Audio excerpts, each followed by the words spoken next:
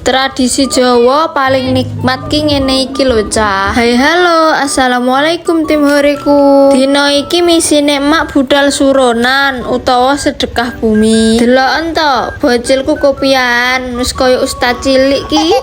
Kumpul dhisik ning omahe tangga cah, arek budal bareng-bareng bene rame, koyo konvoi suronan no kae. OTW cah, bismillah, dongane muga-muga selamat, berkah lan oleh berkat akeh.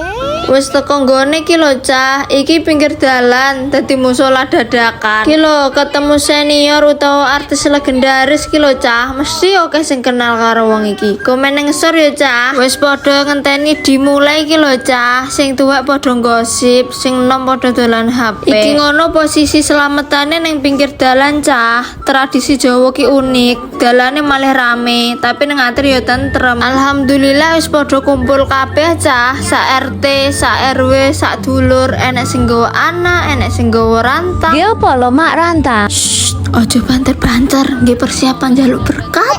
Acarane wis dimulai ki lho cah. Bismillah, mugi-mugi berkah barokah karo ngrungokne ceramah ben atine adem rezekine lancar. Diparingi selamat donya lan selamat ning akhirat. Bene, bocilku wis ra iso anteng pelayonane nang ratan ben etokno aku. Nah, iki lho cah, detik-detik sing tak tunggu. Pembagian lodo. Lek wis ngene mripate kabeh padha melek, kupinge padha ngadeg. Lek wis ngene padha semangat 45.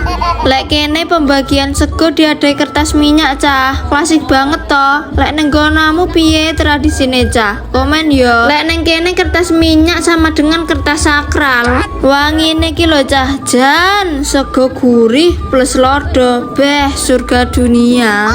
Alhamdulillah wis kebagian sego cah, anakku tak dulang dhisik ben ora rewel. Nah iki lho cah, jasa buntel sego. Lek ngene iki wis gayane emak, tangane wis kaya mesin, 3 detik ae bungkus siji mari. Oh my god. Iki alhamdulillah wis didumi lodone cah. Acarane wis bar, perut kenyang, hati pun senang. Matur suwun banget wis ngancani emak saka action, kumpul, ceramah sampai rebutan lodo ya cah. Kesimpulane dino iki rezeki ora mung duit, tapi ya kebersamaan. Muga-muga desa iki tansah selamat lan makmur. Amin.